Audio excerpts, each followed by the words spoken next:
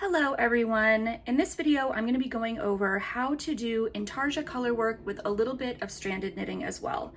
Most of the videos I've seen on YouTube of Intarsia knitting showcase very clean, symmetric shapes, when often I find in charts that utilize Intarsia, you have to use a few more techniques and it becomes a little bit more complicated since the charts aren't necessarily a symmetric shape. Specifically, this video is to accompany the Zodiac Icons blanket knit along, where we will be knitting one square of a blanket each month over the course of a year. Each square will be representing a different zodiac sign, and we are starting on August 23rd with Virgo, which is what this square is. And I just wanted to show you what the chart for this square looks like. So as you can see, I made this actually in Excel. You can use Stitch Fiddle or other programs that help you create different stitch charts if you prefer to make your own or you want to try this out on your own and design something new. But as you can see, each of these different little cells or pixels represents a single stitch on your actual knit piece. So it's very easy to follow this chart. These squares are just made using stockinette, which is typically what Intarsia is made using. And you'll just want to pay attention to which color each of these squares or pixels is, and that is going to represent which color of yarn you're using. So I'm going to be showing you how to read a chart. I'm going to be showing you an example. It won't be this one, something that's a little bit more simplified just for teaching purposes.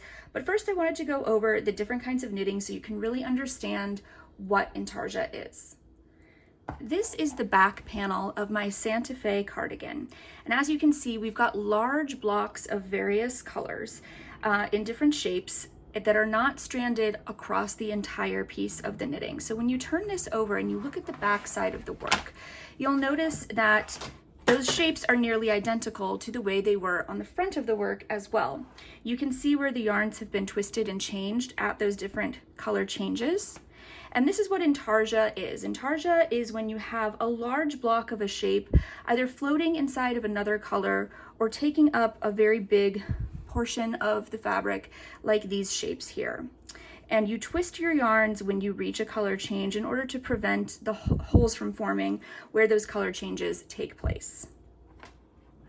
Another very popular form of colorwork knitting is stranded knitting, or Fair Isle, which is a form of stranded knitting. This is my folklore sweater, which is a top-down yoke sweater. It's knit in the round, which is great for stranded knitting because with Intarsia, you can't really do it in the round, but with stranded knitting, you can, because you can strand that whole strand all the way around the interior of the work, whereas with Intarsia, since you've got a specific shape going on, you can't carry that alternate color all the way around the rest of the work.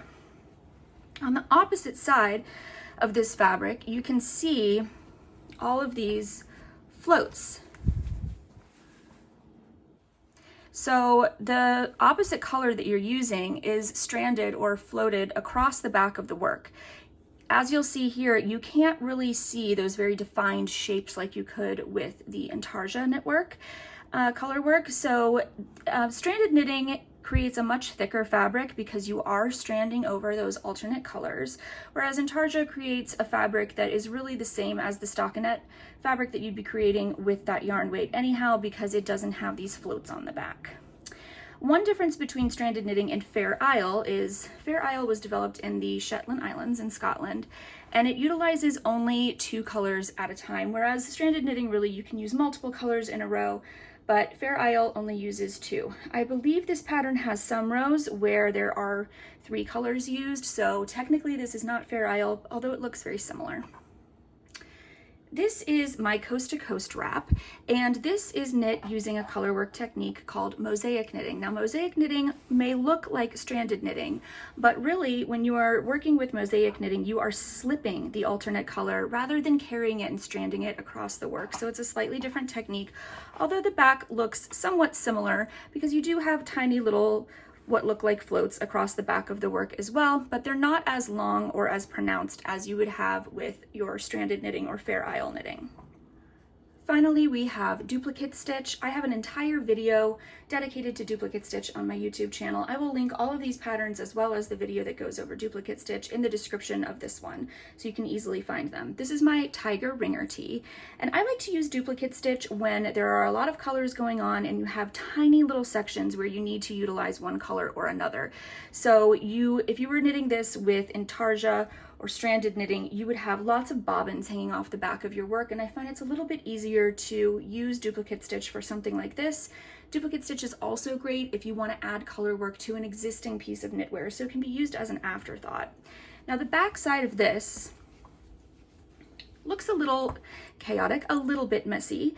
Another thing I like about duplicate stitch is that because you already have an existing fabric, this is really an embroidery technique. And so you're able to just tie off all of your ends and not worry about your entire piece unraveling because you already have that base fabric worked and you know that the sweater itself or the shirt is not going to unravel. So I like to use this technique again for small little sections of color work where I don't want to have a bunch of bobbins hanging off the back. Now, just to show you the back of the square, the Virgo square for our Zodiac Icons blanket, this utilized a lot of Intarsia work and a little bit of stranded knitting as well. So when I turn this over, you can see the general shape. It looks very similar, like the back of that Santa Fe cardigan did to the front of it. You can tell this is her face, this is her hair. But you'll notice that there are sections where I stranded different colors across because the amount of stitches I was going to be using was quite small, and so I didn't want to have separate bobbins for all of these different little pieces, so I stranded that white across in several different places. This does create quite a bit of ends to weave in, but it's not as difficult as it may look, and there's some techniques that you want to use when you're weaving in your ends, which I'll go over as well, to help reduce the gaps between your color changes and make sure that you don't have any holes in your finished work. So let's get started. So as I said, I have just created a sample chart. We're not going to be working any of the actual Zodiac Icons squares because that is a mystery knit along and I don't want to reveal too many more of the squares before they are released. So we are going to be working this just sample chart today. I've chosen 3 colors in Hue and Me, which is the yarn that we are using for the Zodiac Icons blanket knit along, and I'll be using a 10.5-inch needle, and I've already worked the first few rows, so we can just go ahead and dive into this chart. For our little sample, I'm going to be using Hue and Me in the colors Peacoat, Ozone, and Saffron. These colors have great contrast, so it's really going to help the colors in the chart pop so you can see distinctly where these different shapes are within the work. Now, I'm using Ozone as the background color, so I've already worked the first couple of rows because you'll see that if you're unfamiliar with knitting charts, this chart represents each pixel represents a different color of stitch for your stockinette fabric, which is what we're going to be using. So that means every right side row is knit and every wrong side row is purled. The way to read one of these color work charts is you'll see that the rows are numbered as well as the stitches. Every right side row is going to be an odd number and every wrong side row is going to be an even number. These right side odd rows are going to be read from right to left, just like if you were looking at a piece of fabric, you are looking at the stitches in this direction. We're working this way across our stitches, so that means we need to read our chart from right to left. Now, when you're working a wrong side row or a purl row, you want to read the chart from the left to the right, because when you're working purl rows, or wrong side rows, you're going to be working in this direction because you'll be on the wrong side of your work going this way. So the chart needs to go in the same way as well. You'll see that within this chart, we've got lots of the background color Ozone, and then little bits and pieces of the 2 accent colors, Peacoat, which is going to be represented by this darker color, and Saffron, which is this lighter color here, lighter gray. And basically, this chart doesn't really represent anything. It's no specific shapes. I just wanted to create a variety of different scenarios that you may encounter while you are knitting your Zodiac Icons blanket, because those icons are not necessarily symmetric shapes. You're going to encounter points where you may need to use some stranded knitting in addition to the Intarsia. Both of these two shapes, actually, I'm going to be using both Intarsia and stranded colorwork techniques for, so you'll see that right away. So as you can see here, we're going to begin, I just knit the first 2 rows, so we're going to begin with row 3. Row 3 has 1, 2, 3, 4, 5 stitches in the ozone color, and then we're going to begin incorporating the color Peacoat here. Now, when you are working in Intarsia, you want to create bobbins of the colors that you need for these small little sections right here. Because ozone is represented so largely here in the square, I am not going to create a bobbin for that, at least yet.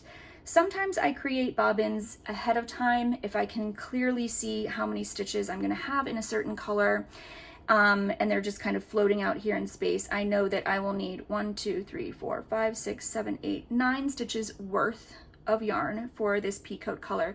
So I can go ahead and create a bobbin in that color already before I begin this row, so it's ready to be picked up as I'm knitting.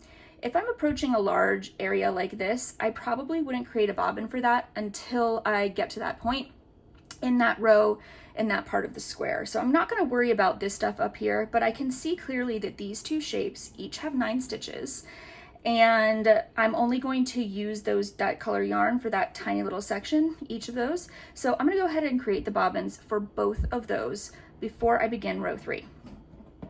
The way to calculate how much yarn you need for a bobbin is to count the number of stitches that you're going to be using that bobbin for. So as I said, this is 9 stitches. So we're going to need a length of yarn in this color Peacoat that is good to work 9 stitches with. And you also want to make sure that you leave enough for the tail at each end of that bit of color work. So I'm going to leave enough for a tail, and then I'm going to loosely wrap this yarn around my needle 9 times. 1, 2, 3, 4, 5, 6, 7, 8, 9.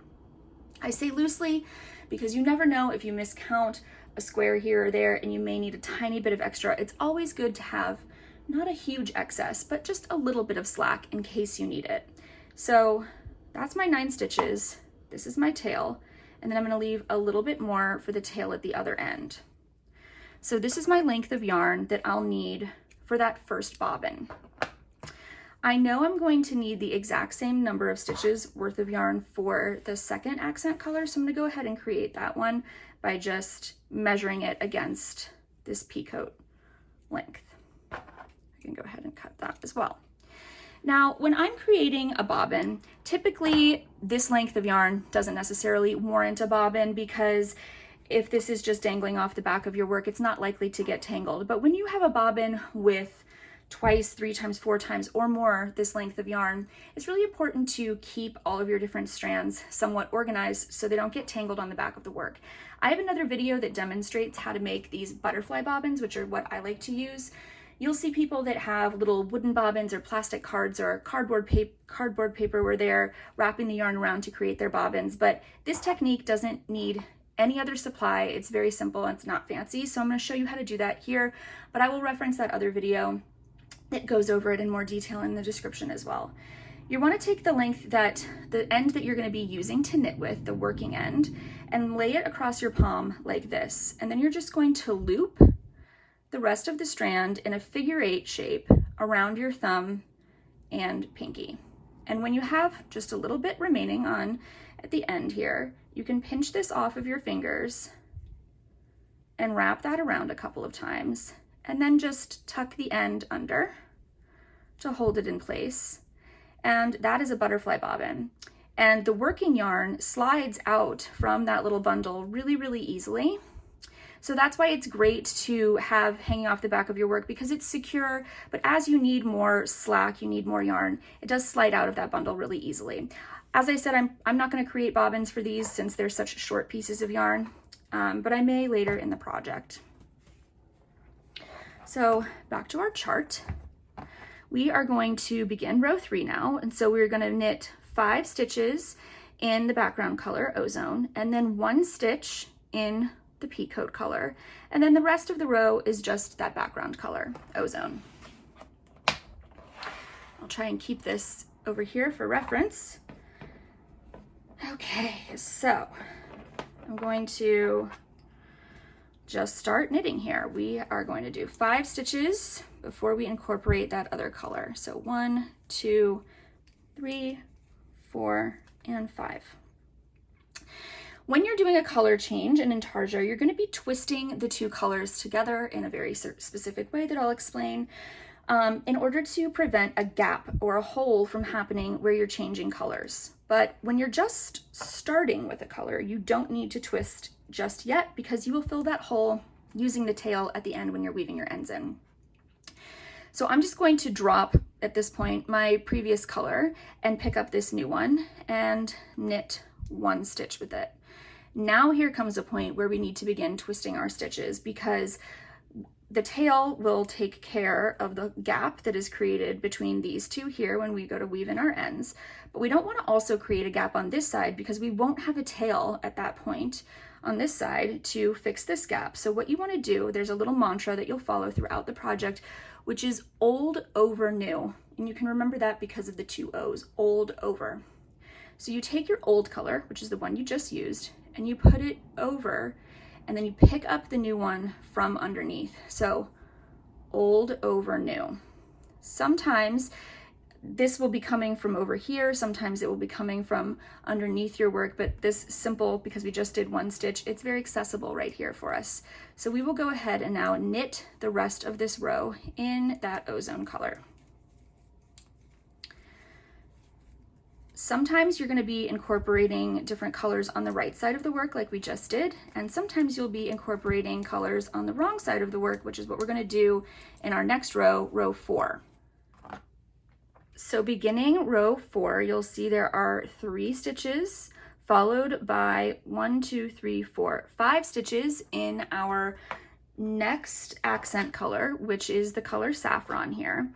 Now, typically when you are working in Intarsia, when you have more than, my rule is 4 stitches to strand like in one color, you don't want to strand the opposite color over, because a big float over more than 4 stitches is going to create kind of a big, you know, loosey-goosey strand across the back of your work that can snag on things really easily, and sometimes it can make your tension uneven.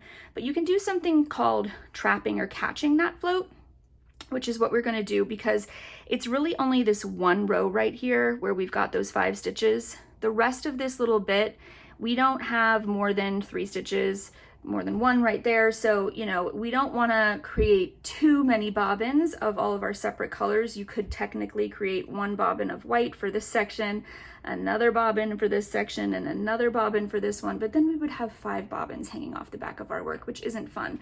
So if you find yourself at a place where there's only 1 little bit of a row where you would need to catch or trap that float to just be able to continue carrying and using that background color all the way across that row, this is where the stranded knitting comes in with a piece like this, because most of it is Intarsia, but you're going to have tiny little places where you will utilize this stranding technique, and this is one of them.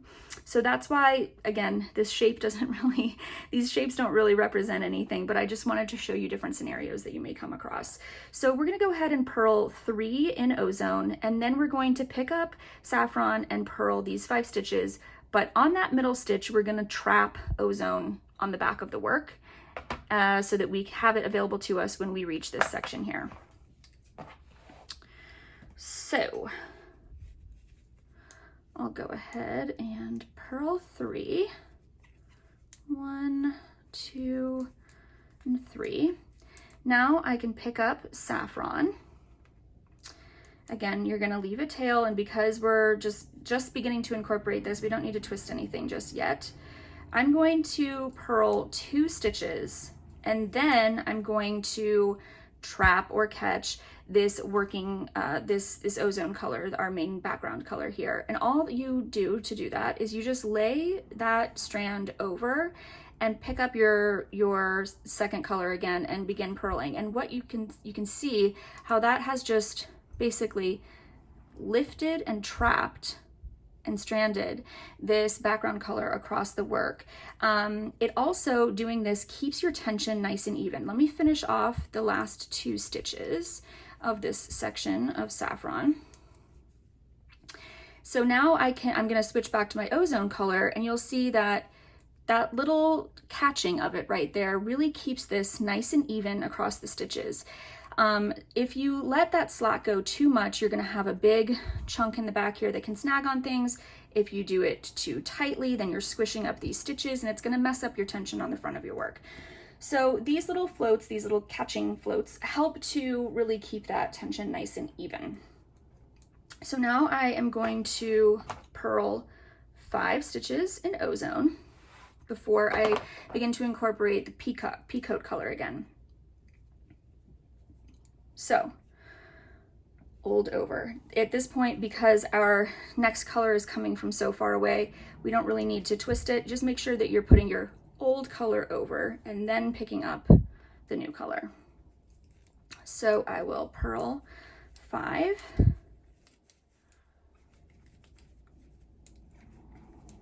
There we go. And now we are ready to begin purling with our peacoat color. Make sure you don't pick up your tail, that you're picking up your working yarn. Here is another scenario where we're switching colors, so we need to twist our yarn. So you want to put the old over, and you'll see now I am picking up that new one from underneath, so it is technically twisting right here. And we've got 3 stitches to work in this color. So 1, 2, 3. Snug that up a bit. Again, old over, pick up the next color from underneath, and we're just finishing off that row with 4 purls in ozone. Let's look at the front of our work. You can see those shapes beginning to form. And now we are back on a right side row. We're back, so we're going to begin row 5. Row 5 starts with 3 stitches in ozone, followed by 5 stitches in peacoat. And again, we don't want to strand the ozone all the way across those 5 stitches, so I'm going to catch the float on that 3rd stitch the same way I did, although this time it will be on a right side row. So I'll knit 3. 1, 2, 3. And then we are beginning our peacoat section here of 5 stitches. So again, I want to put the old color over and pick up peacoat from underneath and knit the first 2 stitches before I twist them, or I catch that float on the 3rd stitch. So I'll go ahead and just insert my needle so it's easy there, holding there. And I'm going to lay the ozone over so that when I pick that peacoat back up, it is catching ozone on the back of the fabric and bringing it across the work. Now I can finish off the last 3 stitches in peacoat. That's the end of my bobbin. That's the last I'm going to need of it because I've finished off that shape now. And now I've got 5 stitches to knit in ozone before I reach my saffron section. So again, old over, and then pick up the other color from underneath. Make sure, again, just like we did with when we were working on the wrong side, that as you strand that over to continue your work, you're not pulling that too tightly and you're not leaving it too loosely. You want the tension to be the same as the distance between your stitches so that your work remains nice and even and flat on the front. So I've got 5 stitches to knit in ozone. And then I've got 3 stitches to knit in saffron. So once again, old over, and then pick up saffron from underneath to twist them. Knit 3. Now we've got back to ozone, so old over, pick up ozone from underneath, strand it across, and finish off that row.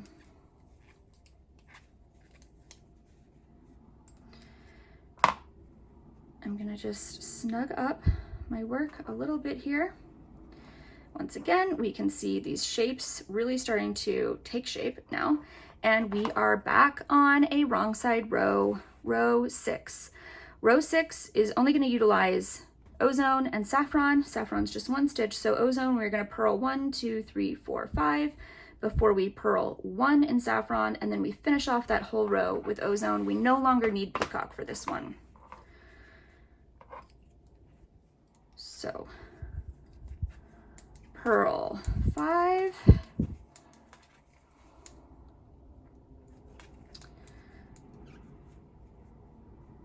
fold over and pick up the new one from underneath, purl 1, fold over, pick up the next one from underneath, and purl across the rest of this row.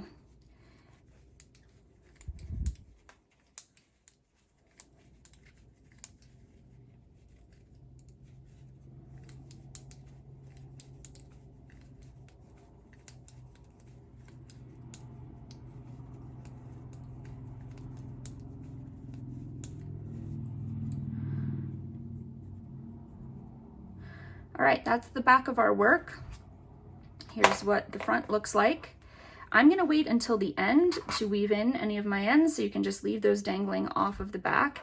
I'm gonna go ahead and work the next 2 rows here. Let's see, 7 and 8, because on row 9 is the next one where we're gonna have some color work, and I won't bore you with just knitting those 2 rows. So I'll meet you at row 9. Okay, we are ready to begin row 9. Row 9 is going to use 2 different colors. It's going to be using our ozone background color as well as peacoat. And I'm going to create a bobbin for peacoat for this little section right now before I begin the row. And then I'm going to figure out this area once I get there. So this will be an example of, as I mentioned a little bit ago, sometimes I create a bobbin ahead of time. Sometimes I worry about it when I get there. And I'm just going to show you how I do both in this row so that you can get a sense of it. So row 9 begins with color ozone and then peacoat. As you can see, I'm going to use 1 bobbin for this entire little section of peacoat, and I'm going to be stranding the ozone across the back like I did with these 2 shapes here. So for this bobbin of peacoat, I need 1, 2, 3, 4, 5, 6 stitches worth of length of yarn. So just like I did before, to measure that, I'm going to leave a tail. I'm going to wrap loosely around the number of stitches, which is 6. I'm going to leave another tail, and that is how I know the length of yarn that I need. And here we go. Let's begin row 9. So row 9 starts with 1 stitch of ozone, followed by 1 stitch of peacoat, 1 stitch of ozone, 2 stitches of peacoat.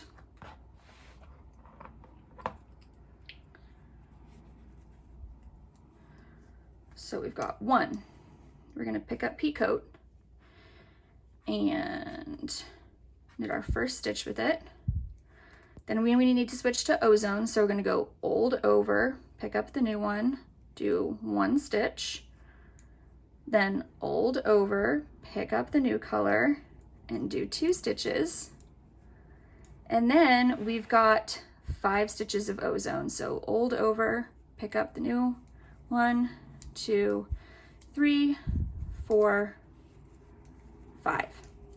Now, even though when I had 5 stitches in this section right here and in this section right here, and I stranded across ozone across the back of both of those shapes, I am not going to strand over my peacoat across this length of work because this is a more defined shape. And I know that I'm gonna have a big section of peacoat over here. So I'm gonna let this be its own little thing over here and worry about this big section on its own. So I'm not going to strand peacoat across those 5 stitches and catch the float because just for me, personal choice, for me, I feel like this is its own thing and this is something else.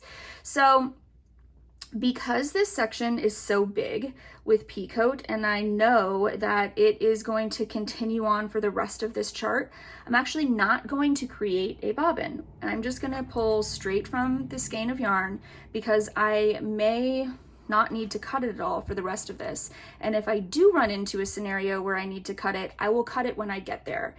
For now, I don't want to create a bobbin because if I you know, mess up the number of stitches that I need for it and I've got excess, I'm just wasting yarn. I don't want to run out in case I don't count properly and then I run out of yarn, and then that's going to create even more tails on the back of the work because I'll have to incorporate a new bobbin. So I'm just going to work with the skein for now.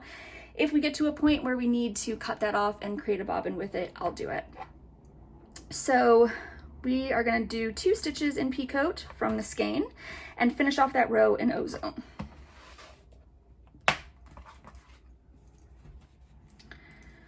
So just going to pick that up and knit 2, old over, pick up the new color, and finish off that row.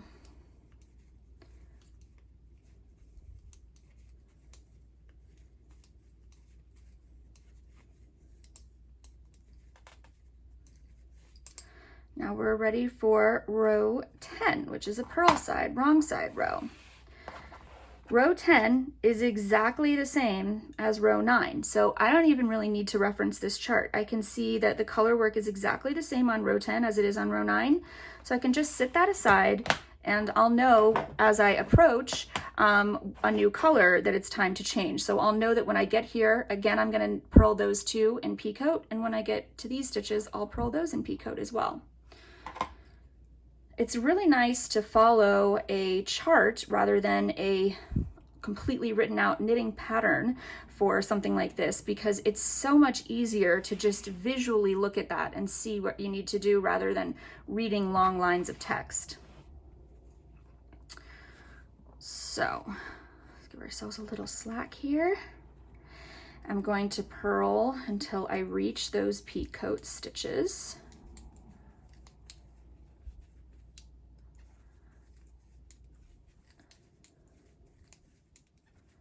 And when I do, same mantra applies, old over, pick up the new from underneath, purl 2, and then old over, pick up the new one from underneath, purl across all of the stitches in that same color.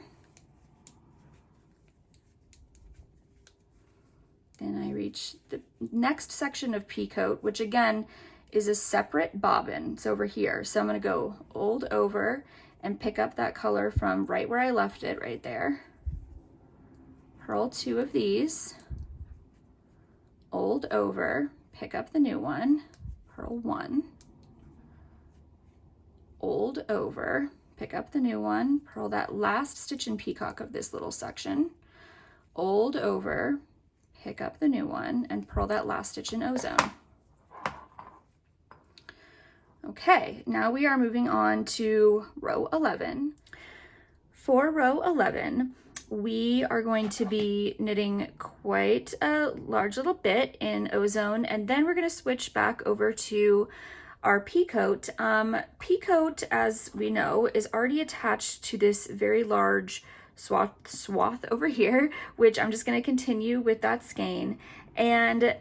But after that, I am not going to strand ozone all the way over all of those stitches, because I'm gonna then, have to keep doing that back and forth over this entire section. So I'm actually gonna stop with my ozone right here and create a second little bobbin of ozone just for these stitches over here, so that I can continue with the main skein over these stitches here. So I'll do that once I get to the point where I need to cut it. So let's go ahead and begin row 11 with 1, 2, 3, 4, 5, 6, 7, 8 stitches in ozone.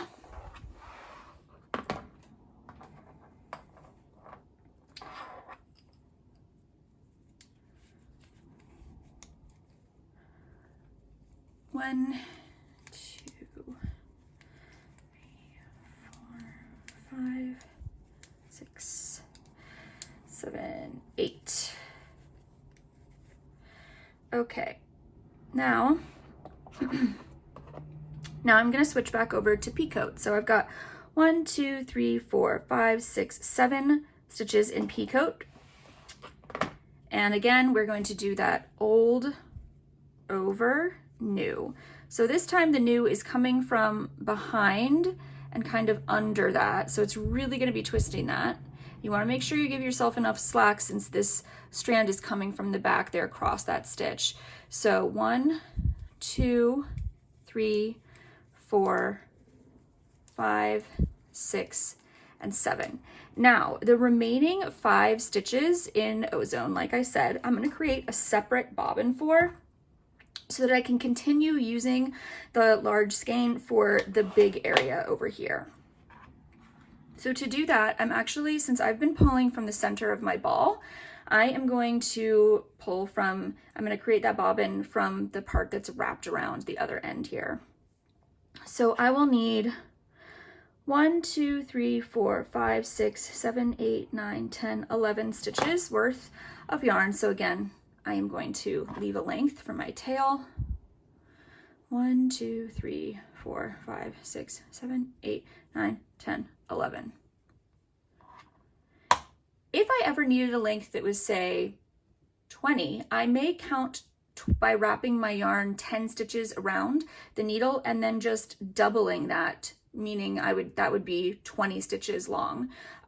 Just so you know, you don't have to wrap all of those stitches if you've got a bigger bobbin to make around the needle. You can do it in increments and then use that as a measurement to calculate the multiples. So that's 11 stitches, and then a little bit of a tail at the end again. So this is my new bobbin. Again, I'm not going to create one out of this since it's such a short little strand there. But I'll come back to my work here and pick up this new length of ozone to finish off those last 5 stitches. Okay. As you can see, when you're working Intarsia with a bunch of little shapes like this, which is the way that the Zodiac Icons blanket is, you will end up with quite a few ends that'll be dangling off the work that you're going to want to weave in at the end, and we'll get to that. So now row 12, we've got 4 stitches in ozone, followed by 1, 2, 3, 4, 5, 6, 7, 8 in peacoat, and the remaining in ozone.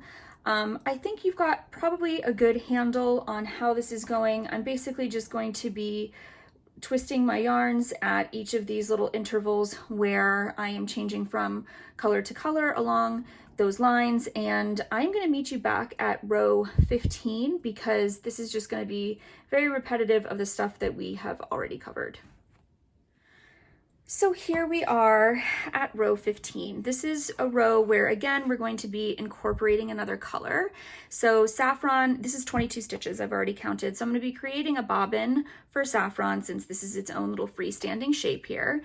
And with that, I'm going to show you how I only wrap the yarn around the needle a certain number of times and then use that as a multiple to count those 22 stitches.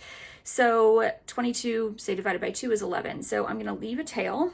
And then I'm going to wrap 11 times. 1, 2, 3, 4, 5, 6, 7, 8, 9, 10, 11. Then I will slip that off. You kind of want to pinch where your tail is left. And then I'm just going to double that length to equal 22. And then also double my tail length. So I'll have a tail at the other end as well. So on row 15, we will be knitting 1, 2, 3, 4, 5 stitches in ozone before beginning that saffron color. I will make a little bobbin out of this to show you again. So you drape the end that you're going to be knitting with over your palm like this, and then you're just going to want to create a figure 8 around your thumb and pinky. And then when you have just a little bit left here, pinch that off of your fingers and use that tail end to wrap around the center of the bundle and then just tuck that tail under so that your working yarn can easily pull out from your little butterfly bobbin. So once again, we will knit 5 in ozone, 1 in saffron, and then 1, 2, 3, 4, 5, 6, 7 in ozone.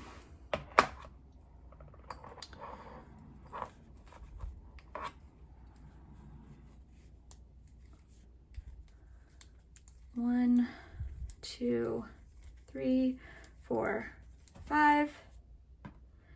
up our saffron, knit one. Now we're going to twist our yarn, so old over, pick up the new from behind. 1, 2, 3, 4, 5, 6, 7, and the rest of the row is finished off in peacoat. Old over, pick up the new from underneath, and finish off that row in peacoat.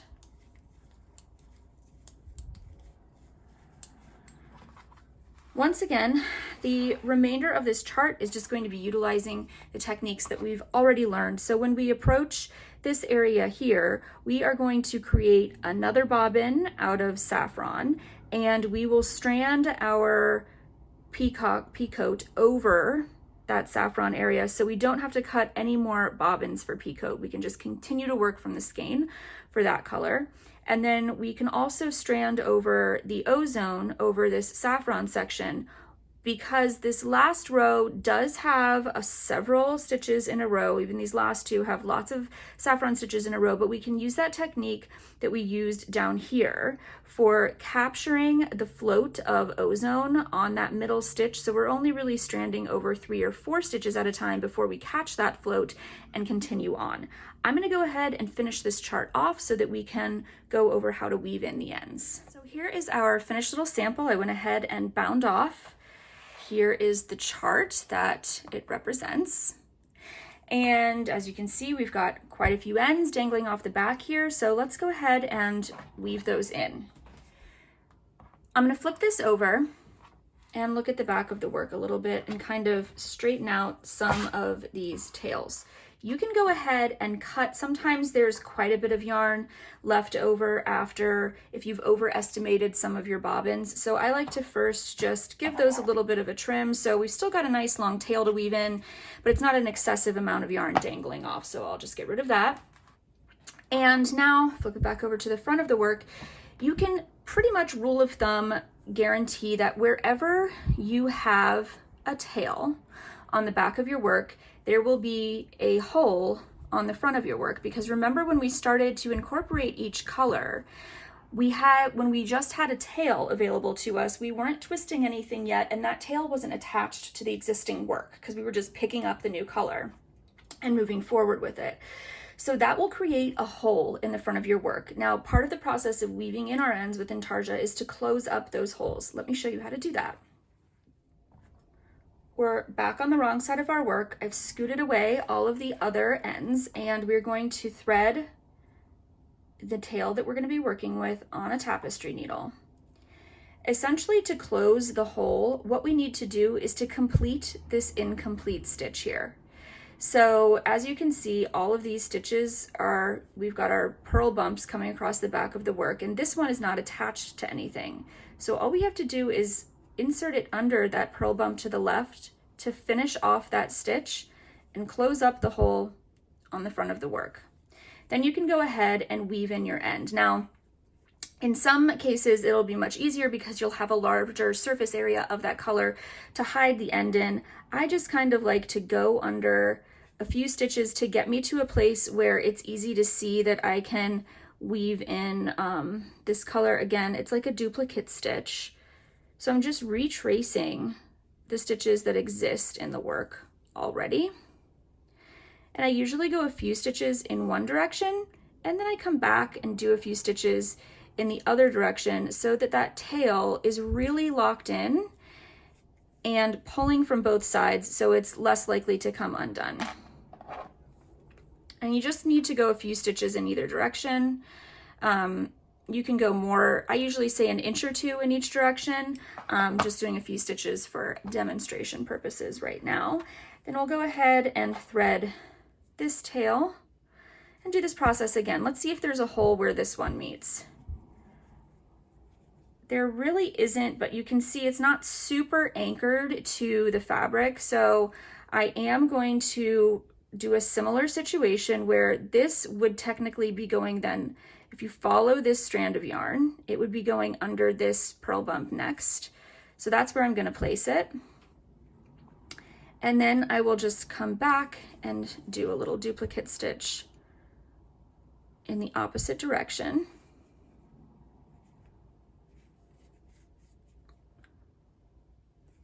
To secure that, and maybe one more stitch back this way. Oops, sometimes these tails are a little short. All right, let's see if I can get this down one more stitch here. Great. And I will trim that. And you're basically just going to repeat that process with all of your ends. It's a great time to sit down and watch a show while you're doing this or something mindless, because it is a little bit of tedious work, but it really makes your project look super polished once all of these are woven in and those holes are closed up and your work is blocked.